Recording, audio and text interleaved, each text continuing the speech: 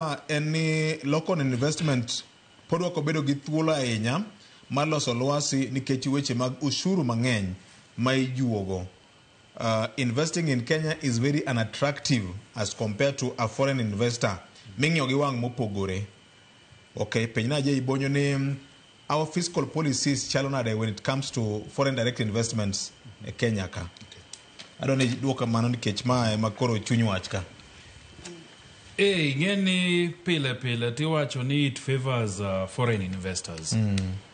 Nikech foreign investors amabiro to ng'enyne obiro kaluwore gi mbetre mare. Okay. Kata piny muwuoke. So iyudo ka in VOJ kidwa chako kambi ni moro. Wawach ni en kambi midwa chako ma loso chiemb jamni. Tibro yudo ka idwa lose awach ni koro Homa Bay. Koro ang'e naneno kuma ne jaduong' mchaka siemonwa ni kache modwa ni bedie. Koro ni kar kanyo in koro kidwa gere pari. Idwa gere kambi. Ting'ene licenses mokwongo midwa dhi kawo. Nitie mag national government manyaki bedgo. Nitiere mag county manyaki bedgo. Nitiere mag agency matindo manyaki bedgo. Tiyudo ka in ibro wuotho ka gi kacha mondo dhi many gigi. To sami dhi kawo gino to jo black bende nitie. Kichope county ma Homa Bay kanyo jo black odhuro. Mang no koni ni VOJ in kela gini ang ni ne gimimiya ino menwa. Ino kadwa ni pangla ini. In mari ni okonego bodhe ang ni landwa. Ang ni ne gimimiya kwasetima ng'owa kwasetimoni. Kibire national government ka bende nitiere cyber mibro mnaorie mikoni cyber man Kenya cinema ni. Dhot namba 48 ni emidhi kanya magino bro wuok ni mapiyo. Nikech kiteme e-citizen kendi tibro yudo ka nitie system downtime okibi yude. To ka Fred owuok piny mar Ethiopia to nidwa timo gima chal kamano piny Kenya ka tibro yudo ka Fred dhi e mbetre margi. To kone mbetre margi ni an adwa biro Kenya ta an gi milion na moro 80 madwa kete piny Kenya.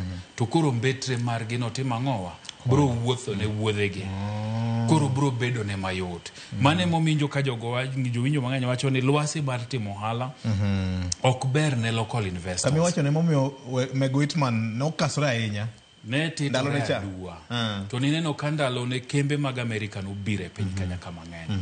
Nikech no wacho ga ni she is pro business. Eno hero timo hala. So no ng'eyo kuonde miduongo. Makaya nitiere ohala mora mawuok piny Amerika. To kodonje mbetre gino. To gik mitimo gidwa timo ang'owa itimo ne mayot. Bende ka koro mbetre mar Amerika kata mna mar Japan ni koro bire county ma Siaya kata mna ma Kisumu kata mna ma Kajiado gi Kiambuka ni gioro barua ni ne gidwa license moro na jatimo handgi. Achudhe ka onge gi nafas. Nikech mbetre ang'ikone gi ni koro kidhie cyber makama.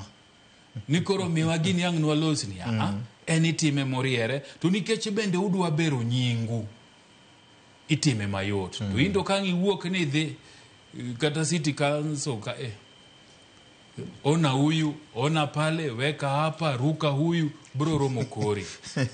Mane momiyo lwasi podok ber ne joket mwandu mapiny Kenya ka. To kata kamano nitiere ndalo moko nago mbaka gi Tobias Alando ma en jatend riwruok mag joket mwandu Kenya Association Manufacturers. Wudlu kendo wajak bet ka kode ka ahinya e chenro magwa mag rupiny. To no wacho na ni timo hala kiwuok e county achiel tidhie mamore piny Kenya ka ema keto bech gik moko ni malo ne manufacturers. Nikech kiloso gimoro Kiambu tidwa dhi use Machakos. Kiambu bro dwa ni chul gimoro. Sami kalo kode Nairobi ka idwa ni chul gimoro. Machakos bende kichope idwa ni chul gimoro. Mangiso ni nitiere ore adek manyaki medie pesani kaluwore gi bei mane lose godo. Momiyo sama nyakwar Perez kata Fred koro dwa nyiewe to nyaki factor in bei kaluwore ga ng'owa gik michulo Kiambu michulo Nairobi to gichulo Machakos. Emi aparo tol moro ming'awo kiwuok Siaya